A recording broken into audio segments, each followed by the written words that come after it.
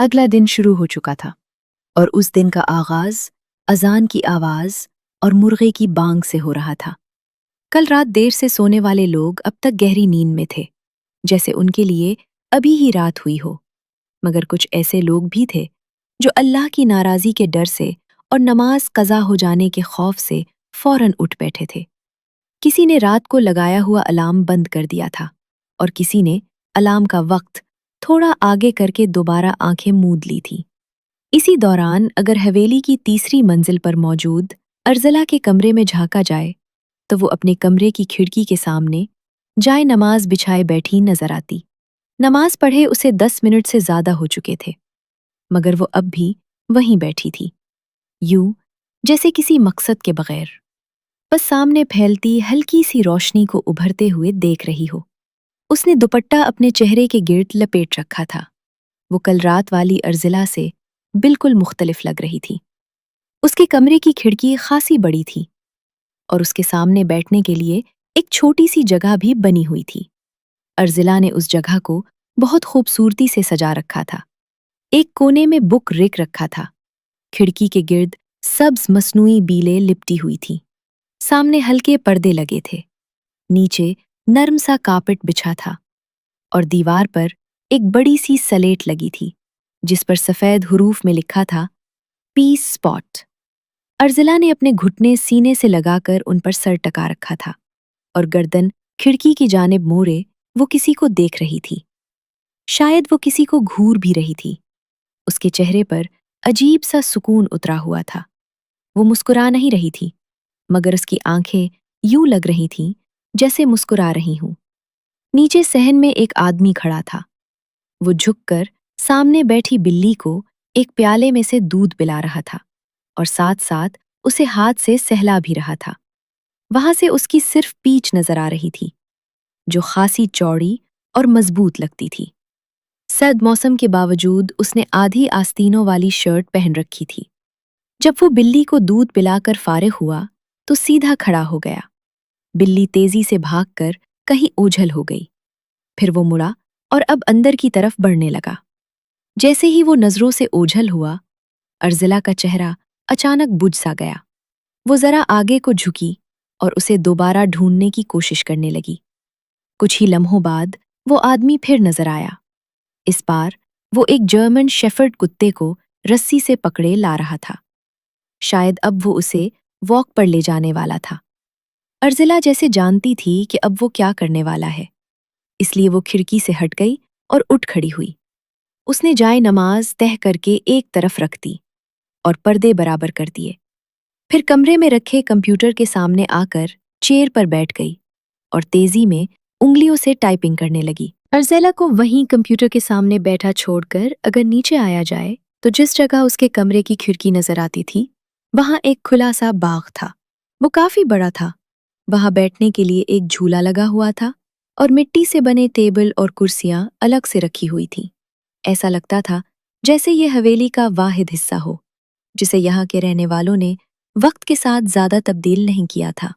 यहाँ की ज्यादातर चीजें पुराने जमाने की याद दिलाती थीं। उस वक्त वहां अलैहान खड़ा था।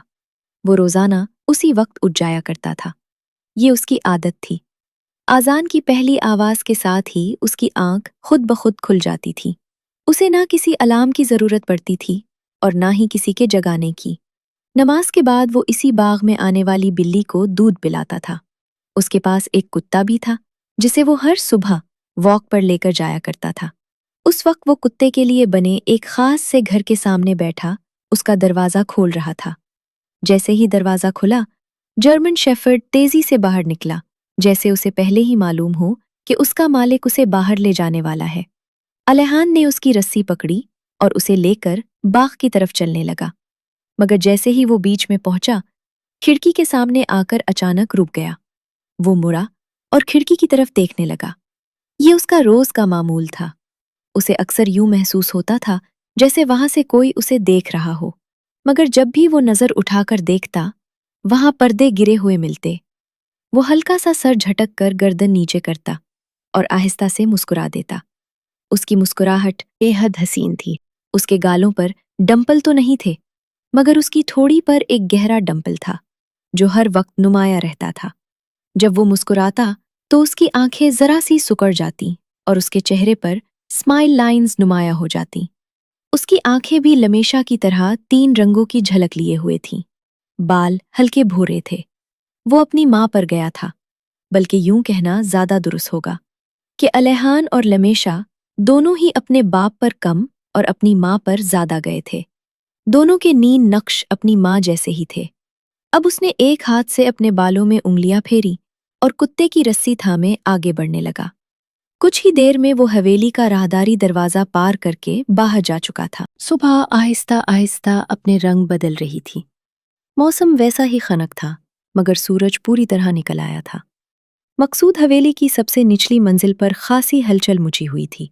ये हलचल तकरीबन हर रोज का मामूल थी, क्योंकि यही वो वक्त था जब हवेली के सब लोग नाश्ते के लिए इकट्ठे होते थे। पुराने वक्तों में रिवायत कुछ यूं थी कि रात और दिन का खाना और सुबह का नाश्ता सब उसी डाइनिंग रूम में इकट्ठे बैठकर खाया जाता था। मगर वक्त बदल गया, साथ ही रिवायतें भी बदल गईं। अब यहाँ सिर्फ नाश्ता ही सब मिलकर करते थे। इसकी वजह ये थी कि दिन के औकात में सबका आना जाना मुख्तलिफ होता था। कोई दफ्तर के लिए निकल जाता तो कोई रात गए देर से घर लौटता, इसलिए सबका एक वक्त पर इकट्ठा होना मुमकिन नहीं रहता था। हवेली की सब बड़ी खवातीन उस वक्त काम वालियों से बर्तन मेज पर रखवा रही थीं।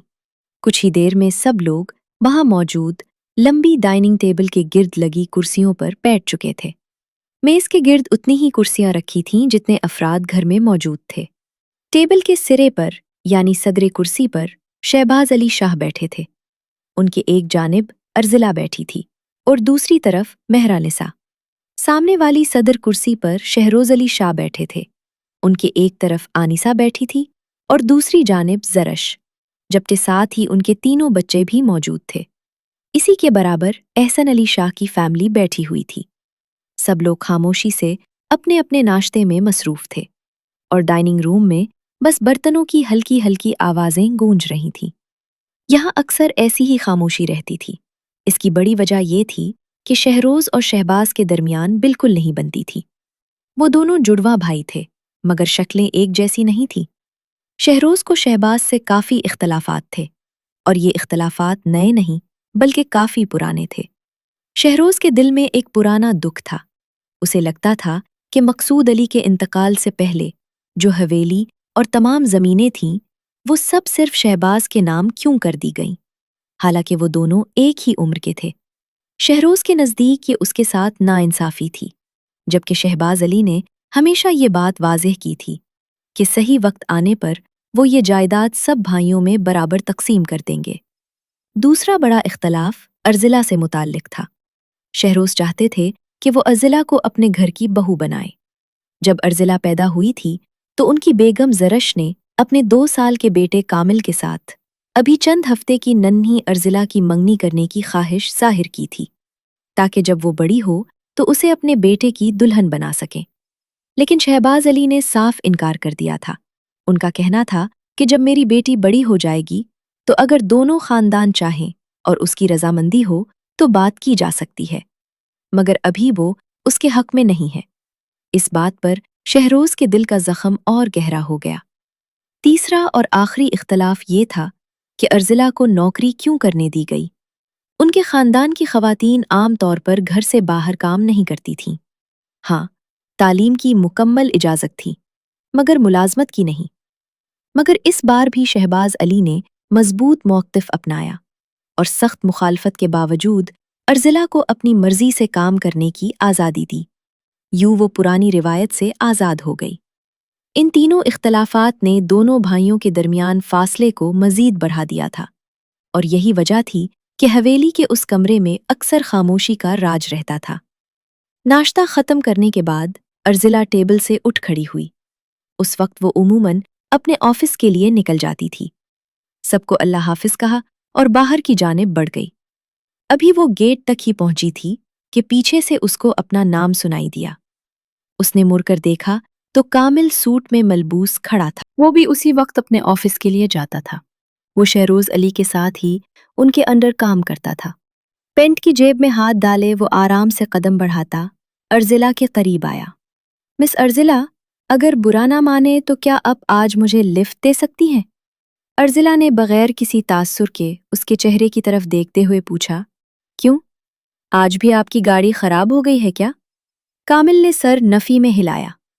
آج گاڑی نہیں خراب ہوئی، آج نیت خراب ہوئی ہے۔ ارزلا کی بھنویں اوپر کو اٹھ گئیں۔ اس بات کا کیا مطلب تھا؟ کامل نے اس کے بدلے ہوئے لہجے کو محسوس کیا اور بات سنبھالنے کی کوشش کی۔ مطلب یہ کہ آج دل کر رہا ہے اپنی کزن کے ساتھ آفس جاؤں۔ بتاؤ، لفٹ دے دو گی آفس تک؟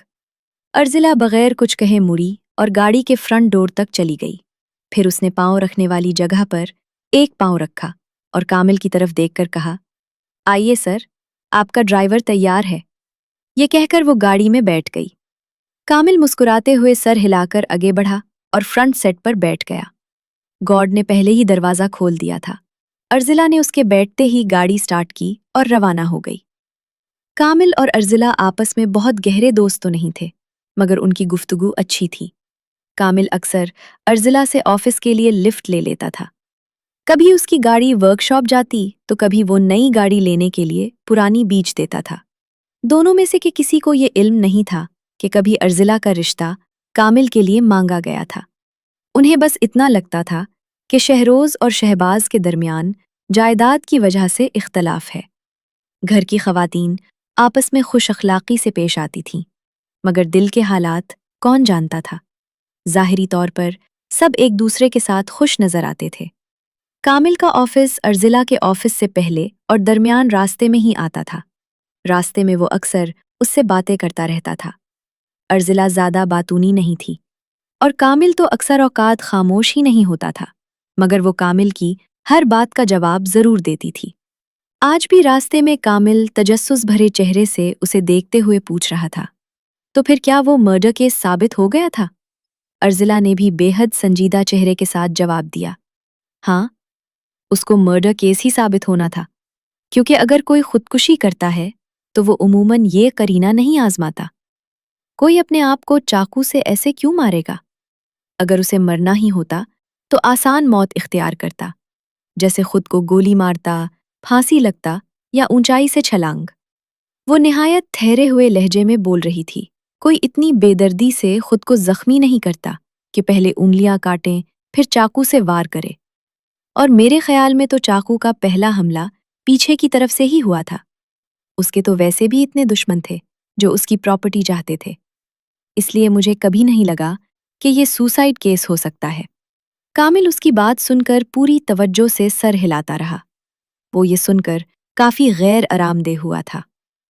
ہاں، تم ٹھیک کہہ رہی ہو، ایسا بھی ہو سکتا ہے۔ خیر، آج بھی اس دنیا میں ایسے لوگ موجود ہیں جو جائیداد کے مفاد میں کسی کی جان لینے سے نہیں ہچکچاتے۔ اب وہ سیدھا روڈ کی طرف دیکھ رہا تھا۔ اس نے محسوس نہیں کیا کہ ارزلا نے چہرہ موڑ کر اسے کس نظر سے دیکھا تھا۔ اس کی نگاہوں میں ایک ہلکی سی حقارت تھی، جیسے یہ بات اسے چبھ گئی ہو، مگر اس نے کچھ نہیں کہا۔ چپ چاپ اپنا چہرہ سڑک کی جانب کر لیا۔ کچھ ہی دیر میں گاڑی کامل کے آفس کے سامنے رک گئی۔ کامل اترا اور اسے خدا حافظ کہا، مگر ارزلا نے جواب دیے بغیر گاڑی آگے بڑھا دی۔